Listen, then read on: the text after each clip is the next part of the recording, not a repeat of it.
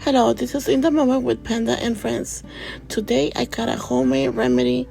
It is 2 garlics, 1 purple onion, 1 lime, and ginger root. You put them all to boil on the container with water and you let it stand there for at least 15 minutes. Once it's done, you drink it. Yes, you drink it in a warm temperature, and don't forget to add 2 spoons of honey.